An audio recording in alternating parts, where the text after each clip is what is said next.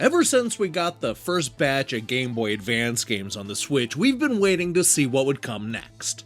Well, great news, everybody, because the wait is almost over. Coming next Thursday, March 9th, Nintendo Switch Online Expansion Pack subscribers will be able to play Metroid Fusion.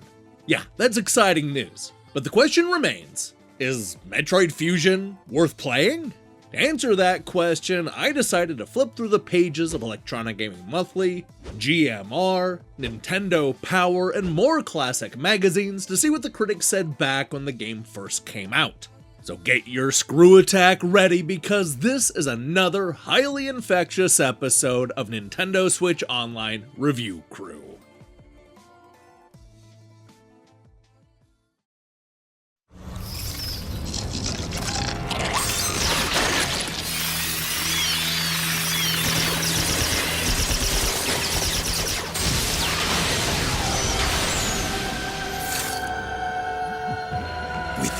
Exterminated.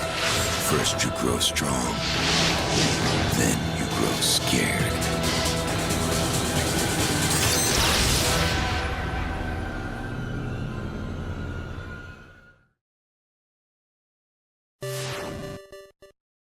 After conquering the 2D market with the critically acclaimed Super Metroid in 1994, you might expect Nintendo to strike while the iron is hot and rush out a Metroid sequel to the Nintendo 64. Unfortunately, that was not the case. Instead, what happened is Nintendo waited 8 long years before checking in with Samus and those pesky aliens. The good news is that Metroid Prime, the long-awaited 3D installment, was a massive hit with both critics and fans. The even better news is that on the same week that Metroid Prime came out, Nintendo also released a 2D sequel called Metroid Fusion, giving longtime fans more than enough options to make up for the 8-year wait. Now, in case you're wondering if the critics thought that maybe this is too much Metroid all at once, well, let me go ahead and throw some cold water on that ridiculous concern. As Electronic Gaming Monthly's own Milkman says, Fusion is proof that you can never have too much of a good thing. The artwork is fantastic, with all sorts of cool effects, and of course, the classic Metroid gameplay remains as entertaining and rewarding as ever.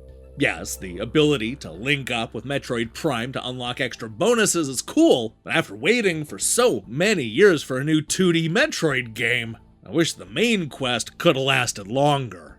Mark agreed with Milkman that the game was a bit too short, though praised the hidden passages, fun boss fights, and cool power-ups.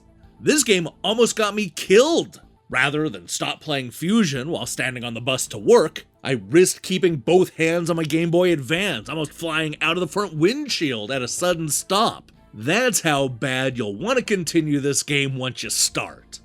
EGM's score is certainly in line with GamePro, who enjoyed the game enough to give it a 4.5 out of 5.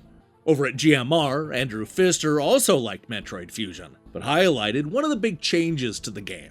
Fusion may look new, but only a few key elements have changed, the most significant being the objective-based mission structure. From beginning to end, Samus's guidance computer will tell you what's happened, where to go, and what to do. An idea that seems contradictory to the series' heavy reliance on exploration. If you can break away from the main story path, or even if you can't, Metroid Fusion is one of the Game Boy Advance's best games, and a stellar addition to the series. Of course, you also got the chorus of critics who gave Metroid Fusion perfect scores. Game Informer, for example, gave the game the coveted 10 out of 10, making it one of their best reviewed games of that year. You saw a similar 5 out of 5 score from Play. And then there's Nintendo Power, where all 5 critics gave the game a perfect 5 out of 5. George says that Fusion refines the already amazing gameplay and play control of previous Metroid games. It's my pick for the best Game Boy Advance game yet. Scott called it a brilliant return to the classic Metroid style of action gaming. Now, in case you're wondering, the lowest score I could find came from Entertainment Weekly, who gave the game a B. Fusion finds Samus, the Ripley-like host body to the galactic germ that serves as both her scourge and sustenance, trying to contain the parasite overrunning her research facility, with only her ship's contentious computer to aid her. This engrossing mission is less of a test of hand-eye coordination than it is a mind-bending quest full of challenging labyrinths and exercises in strategy. In other words, they liked it. Not as much as Prime, but they still liked it. And I think you will too. So go and check out the game when it hits the Switch next week and see if you feel like it's merely a good Metroid game, or, and I'll quote, one of the best Game Boy Advance games ever.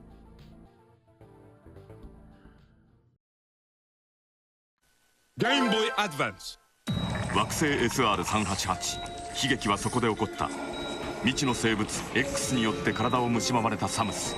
一命は取り留めたが、その代償は大きかった。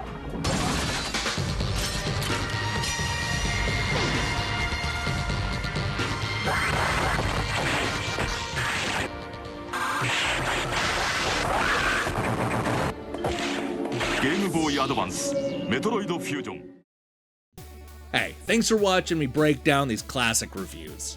If you liked what you saw here, then you should know that we post episodes just like this one every single time Nintendo adds new classic games to the Switch. In fact, we have a whole playlist looking back at all of the Game Boy and Game Boy Advance games, so go and check it out. Now, here's the question I have for you. What is your favorite Metroid game? I know that a lot of people love this one, but I gotta go with Super Metroid, followed closely by Metroid Prime. Those are the easy choices. The rest, well, those are up in the air. Let me see your picks in the comments below. In other news, we'll be back next week with more reviews, more classic magazines, and well, just more of everything. If that sounds good to you, then I strongly recommend you click that subscribe button and support what we're doing here. Until then.